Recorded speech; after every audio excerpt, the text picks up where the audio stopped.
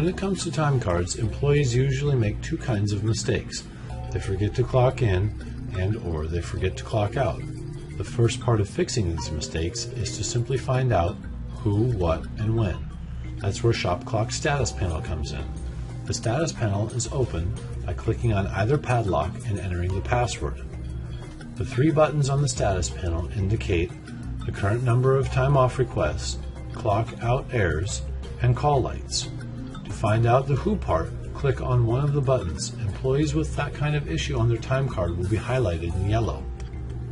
When the padlock is open, the time card is in edit mode. In this mode, the time card can be opened without the employee's password. Time in and time out values can be changed.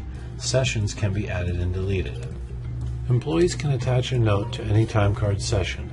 If they turn the call light for that note on, the note is highlighted in yellow and the number of call lights on the status panel is incremented by 1.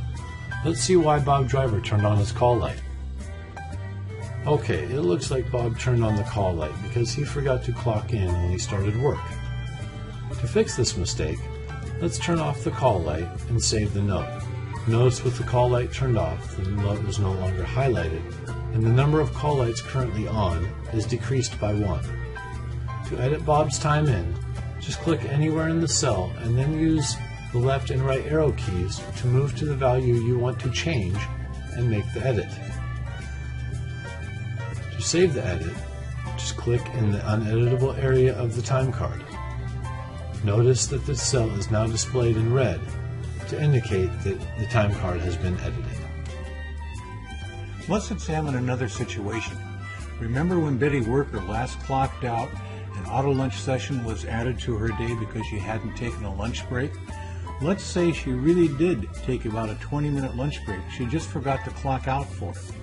In order to get this fixed, she needs to write a note explaining what happened, turn on the call light to get the administrator's attention, and then save it. Later, the administrator checks the status panel and discovers that someone has turned on a call light. By clicking on the call light button, he discovers that it's Betty Worker that has an issue with her time card. By opening her time card and clicking on the highlighted note, the administrator can discover that she, in fact, took a lunch that day. To fix this issue, we need to insert an at-lunch session into the middle of Betty's work session and then delete the negative lunch break session that was automatically added to her day when she forgot to clock out for lunch. Let's begin by turning off the call light and saving the note. Then, right-click on the hours column of the session to be edited. When the pop-up menu appears, verify that we are in fact editing the lunch session that we want to. Change the length to the desired length, 20 minutes in this case. When you tab off that, ShopClock comes up with what would be the middle of the session, but we can edit that because she said she took her lunch at 3 o'clock, so we'll change that to 3 o'clock. Finally, click OK. Next, we want to delete that negative lunch break session, so we click on the row selector, that's the little button to the left of each row, then press the delete key on the keyboard and confirm our intention to delete.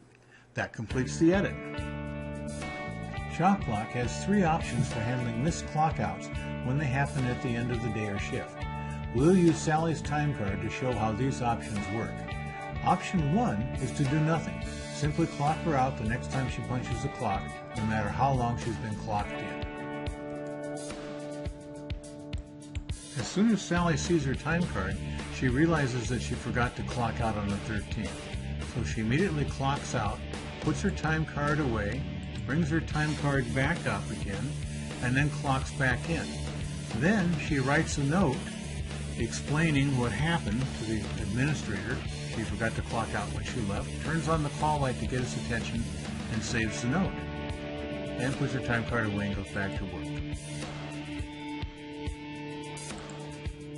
Later, the administrator checks the status panel and realizes that there's a call light on. Clicking on the call light button reveals who has the issue.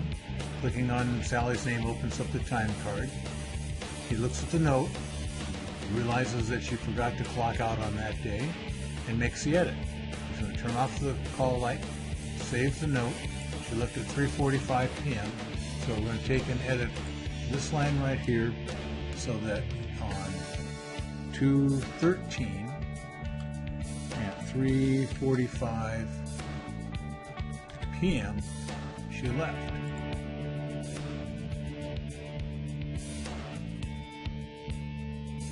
The second option automatically clocks the employee out at some particular time, perhaps when the business closes. This time, when Sally clocks in, the open session is automatically closed. The timeout is colored blue to indicate that it is an auto clockout event. The clockout error is added to the status panel to alert the administrator, and the employee is clocked back in. Later, the administrator checks the status panel and notices a clockout error. Clicking on the button reveals that Sally has an issue. Opening the time card reveals the clockout errors, which are shown in blue text. Since Sally didn't leave a note, the administrator will have to ask her what time she actually quit on the 13th. The timeout can then be edited accordingly. Once edited, the text is changed to red to indicate that an edit has been made and the number of clockout errors is reduced by 1. Under the third option, the employee is first asked whether or not they forgot to clock out yesterday. If the answer is no, there is no missed clockout issue and the employee is simply clocked out. If the answer is yes, the missed clockout issue is dealt with. Now, when Sally punches the clock after not clocking out on the same day she clocked in, she is asked if she forgot to clock out yesterday. She can answer yes, I forgot to clock out, or no, and I want to clock out now. If she answers no, then ShopClock clocks her out as usual without starting a new session and no clockout error has occurred.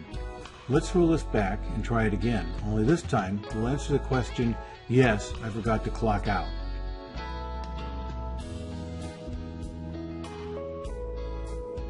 This time, Sally is clocked out at the same time she clocked in. It's colored blue to indicate a clockout error, and Sally is asked when she meant to clock out. The answer is saved in an admin note, and Sally is clocked in and can return to work.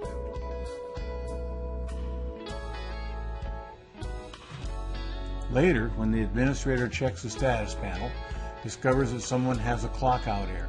Clicking on the button reveals that it's Sally. Clicking on Sally's name reveals that there's a clockout error on the 23rd. You can also see that a note's been attached to it. The note tells us what time the employee says they meant to clock out.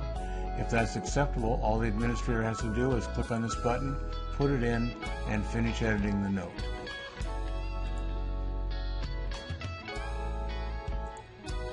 The first option relies largely on the employees to flag missed clockouts by volunteering some information in a note and then turning on the call light to get the administrator's attention.